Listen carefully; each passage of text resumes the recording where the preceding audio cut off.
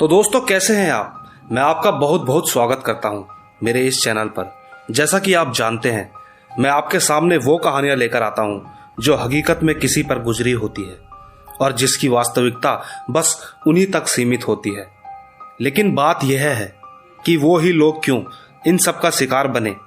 बात यह है कि आखिर जो उनके साथ हुआ वो बेहद डरावना था, और जो भी उनके साथ हुआ उसे सहन करने की ताकत भी उनमें कहीं ना कहीं थी, जिसकी बदौलत आज वो जिंदा तो हैं, पर साथ में अपने वो सच छोड़ गए हैं जिसे जानकर आप भी शायद महसूस करें कि वो पल कितना डरावना होगा जब उन्होंने खुद इसे देखा और महसूस किया होगा। तो ऐसी ही रोमांचक और डरावनी कहानियां सुनने के लिए अगर आप पहली बार इस चैनल पर आए हैं तो अभी सब्सक्राइब करके बेल बटन जरूर दबाएं, ताकि हमारी आने वाली हर नई कहानी आप तक अपने आप पहुंच जाए।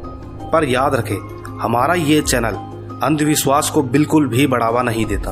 हमारा मकसद बस आप लोगों से जुड़ना और आप लोगों का मनोरंजन करना है। तो कहानी को पूरा अंत तक सुनने के लिए बने रहें मेरे यानी महेश के साथ। मेरा नाम विष्णव है और मैं राजस्थान पलौड़ी से हूँ। ये बात 1999 की है, जब मुझे मेरे पिताजी ने मुझे ये कहानी सुनाई थी, जिसे मैं आज आप सबको बताना चाहता हूँ। दरअसल हमारे पलौड़ी गांव में ऑटो वाले बहुत कम थे, लेकिन फिर भी हमारे गांव में दिन और रात दोनों टाइम ऑटो चलते थे। एक बार की बात है, बीकानेर से एक बस रात को 11 बजे रवाना हुई हमारे गांव पलौड़ी के लिए, और बस करीबन 2:30 बजे पलौड़ी पहुंच गई। और बस के पहुंचते ही सारे ऑटो वाले बस की ओर भागे और अपनी अपनी सवारियां लेकर वहां से निकल गए। लेकिन एक ऑटो वाला दूर कोने में ऑटो लेकर खड़ा था। शायद उसकी आंख लग गई होगी। तभी दूर से एक 40 से 50 साल की उम्र का एक आदमी आ रहा था। वो आदमी उस ऑटो वाले के पास जाकर बोला, भाई त्रिपोलिया रोड चलोगे? ऑटो वाले ने तुरंत कहा, जी जरूर। ऑटो वाले ने ऑटो स्टार्ट कर आगे की ओर बढ़ने लगा। कुछ दूर चलने के बाद सामने 2 रोड आ गई। एक रोड थोड़ी पथरीली रास्तों से होकर त्रिपोलिया जाती थी, तो दूसरी रायकाबाद से होती हुई त्रिपोलिया जाती थी। तो ऑटो वाला पथरीली रोड की तरफ से ऑटो लेने लगा, तो पीछे बैठे उस इंसान ने कहा, अरे यहां से नहीं, रायकाबाग वाले रास्ते से ले चलो। न जाने क्यों पर उस आदमी की आवाज कुछ अजीब थी। ऐसा लग रहा था मानो जैसे उसे किसी ने कहा हो कि उतना ही बोलना जितनी जरूरत हो, और तो और बोलने का तरीका भी ऐसा जैसे मालिक हो कहीं का। खैर, ऑटो वाले ने रोक कर कहा, साहब रायकाबाग वाले रोड पर कुछ दिन पहले एक दुर्घटना हुई थी, जिसमें 5 लोगों की मौत हो गई। 4 आदमी थे और एक औरत। और तो और उस औरत की साहब नई नई शादी हुई थी। अब रात को उस रास्ते से कोई नहीं जाता साहब, लोग कहते हैं कि वो पीछे पड़ जाती है। ऑटो में बैठा पैसेंजर पूरे रास्ते में पहली बार हंसकर बोला, तुम भी इन चीजों पर विश्वास करते हो क्या? ऑटो वाले ने कहा, हाँ। तो उस आदमी ने कहा, ऐसा कुछ नहीं है, तुम चलो, रोड भी अच्छी है, जल्दी पहुंच जाएंगे। ऑटो वाले ने कहा, ठीक है साहब। उसने डरते हुए ऑटो रायका बाग वाले रास्ते से ले लिया। काफी दूर चलते चलते ऑटो वाले को एक औरत दिखाई दी, जो दूर से ही हाथ हिलाकर ऑटो रोकने का इशारा कर रही थी। तभी पीछे बैठा पैसेंजर बोला कि उस औरत को भी ऑटो में बैठा लो, बेचारी इतनी रात कहाँ भटकेगी। लेकिन ऑटो वाला पहले से ही डरा हुआ था। पर ऑटो वाले ने सोचा कि मैं अकेला नहीं हूं, तो हिम्मत कर बोला, ठीक है साहब। और जैसे ही ऑटो उस औरत के सामने पहुंचा, तो पता नहीं उस ऑटो वाले को क्या हुआ, उसने एकदम से ऑटो की स्पीड तेज कर दी और ऑटो आगे की ओर ले लिया।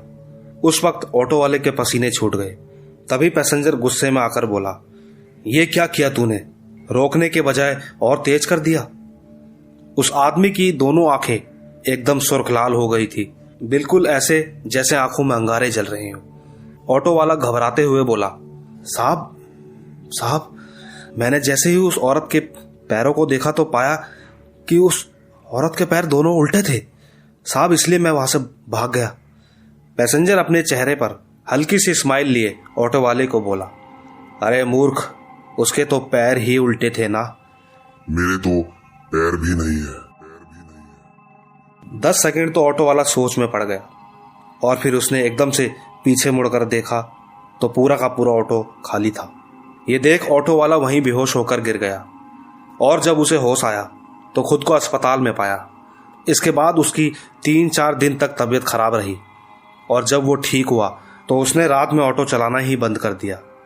और एक बात, अगर उस रात वो प्रेत और आत्मा उस ऑटो में बैठ जाते तो शायद आज वो ऑटो वाला जिंदा ही नहीं होता। आइए एक नज़र खबीस की कहानी पर डालें। दोस्तों, खबीस वो बला है जो सिर्फ इंसानों को सताने के लिए बनी है। ये बेहद ही खतरनाक होते हैं। ये अक्सर गंदी जगहों पर पाए जाते हैं, जैसे कूड़ेदान, तालाबों के पास और कोई पुराना टॉयलेट जो कई सालों से बंद टूटा फूटा हो इत्यादि। ये इंसानों को ताकते रहते हैं। इनके कुछ दायरे होते हैं जिसके बारे में हम कहानी में जानेंगे। आइए सुनते हैं किस्सा खबीस का। ये कहानी मेरे जन्म से पहले की है, सन 1995 की। उस समय मेरे पिताजी की उम्र लगभग 38 साल की थी। अब तो वो 68 साल के हो चुके हैं। मेरे पिताजी एक संगीतकार हैं, जिसके चलते उन्हें रात और दिन चाहे कोई भी वक्त हो उन्हें जाना पड़ता है। वो डरते नहीं हैं। एक समय की बात है, मेरे पिताजी एक संगीत प्रोग्राम में गए हुए थे। उनके शो का टाइम रात 10 बजे से 2:30 बजे तक का था। उस समय मेरे पिताजी के पास एक साइकिल भी थी। अक्सर वो साइकिल से जाया करते थे, पर उस रात शायद होनी को कुछ और ही मंजूर था। एक तो पिताजी साइकिल नहीं ले गए और दूसरा वो जिसके साथ वो बाइक पर गए थे वो करीब 12 बजे के बाद वहां से चला गया। मेरे पिताजी प्रोग्राम खत्म करके उठे तो खुद को अकेला पाया, पर वो डरते नहीं थे और पैदल ही निकल पड़े। रात में माहौल काफी ठंडा था और हवा भी ठंडी चल रही थी। पिताजी आराम से टहलते हुए जा रहे थे। करीब आधा घंटा हो चला था उनको पैदल चलते चलते। रास्ते में बीच में एक तालाब आया। वो तालाब गुलाब सागर के नाम से जाना जाता था और आज भी वो उसी नाम से जाना जाता है। पिताजी जब तालाब के करीब पहुंचे तो देखा कि वहां 4-5 लोग नहा रहे थे। तो पिताजी ने सोचा कि दिन भर थक जाने की वजह से शायद अभी टाइम मिला है नहाने का। पिताजी ने सोचा मैं भी थोड़ा हाथ पैर धो ही लूं।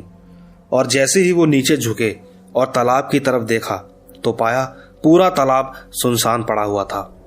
पर पिताजी डरे नहीं, हल्के से मुस्कुराए और बोले शायद छलावा होगा। तभी पिताजी ने सिर्फ हाथ और पांव धोए। अच्छा हुआ कि पानी नहीं पिया, वरना वो पीछे आ जाते। इसके बाद पिताजी वहां से निकल गए। फिर तालाब से आगे आकर एक कब्रिस्तान आया। पिताजी सड़क पर थे और कब्रिस्तान कुछ ऐसा था कि पता लगाना मुश्किल था कहाँ कब्र है और कहाँ नहीं। पिताजी सड़क छोड़ के कच्चे रास्ते से निकल पड़े। तभी बीच में एक पत्थर आ गया जो आधा जमीन में गड़ा हुआ था। पिताजी उसी पत्थर के ऊपर से पार करके आगे निकल गए। जैसे ही पिताजी आगे निकले वहां से एक खबीस निकला, और मैं आपको बता दूं यह सच है, झूठ नहीं।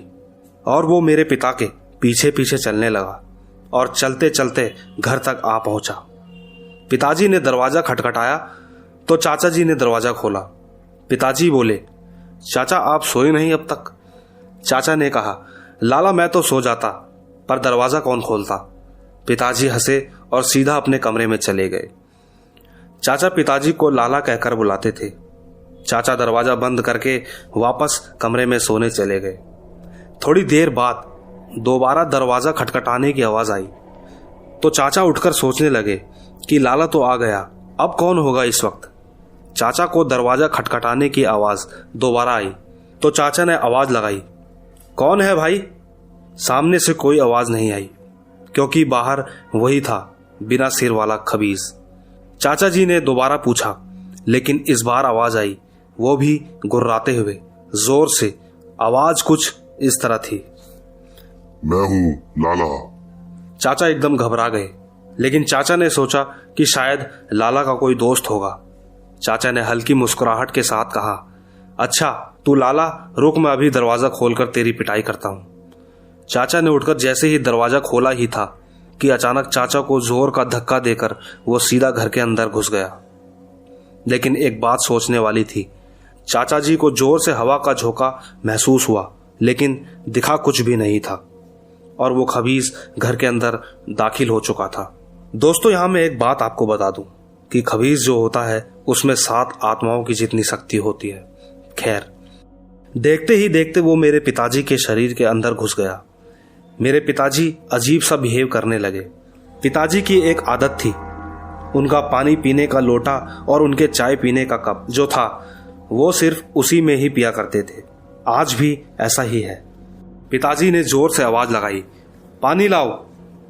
मेरी दीदी उठकर भागी और उनके लोटे में पानी भर के उनके पास गई तो पिताजी ने लोटा बाहर की तरफ फेंक दिया और कहा, इसमें नहीं पीऊंगा, कोई बड़ा बर्तन लेकर आओ। हम सब घबरा गए क्योंकि पिताजी ऐसा कभी नहीं करते थे। सब लोग इतना डर चुके थे कि किसी की हिम्मत ही नहीं हुई उनको पानी देने की।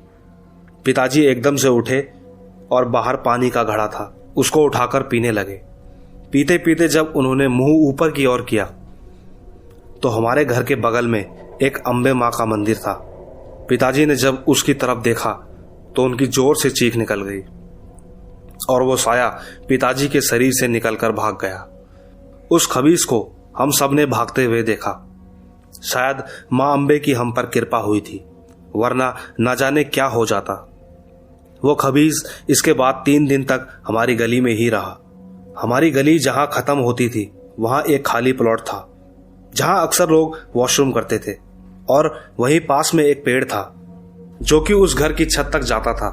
वहीं एक बुजुर्ग रहते थे जिनका नाम राजेश शर्मा था। उनका कहना था कि रात में 2 बजे करीब उन्हें एक आवाज सुनाई देती थी जैसे कोई उनका नाम पुकार रहा हो, पर डर के मारे वो बाहर नहीं जाते थे। पूरी गली में ये बात फैल गई कि हमारे घर में खबीज आया था और फिर 3 दिन बाद न जाने वो कहीं गायब हो गया और हम सब बच गए। तो दोस्तों, मेरा नाम है विष्णव और मैं पलोड़ी से हूँ। आशा करता हूँ आपको ये कहानी अच्छी लगी होगी। इसे लाइक, शेयर और कमेंट कर हमें खूब सारा प्यार दें। और अगर आपके पास कोई कहानी है तो मुझे मेरे इंस्टाग्राम पर ज़रूर भेजें। मेरी आईडी है महेश आर्या यूट्यूबर। याद रहे, आपका प्यार ही हमारा त्योहार है। तब तक के लिए आराम करें।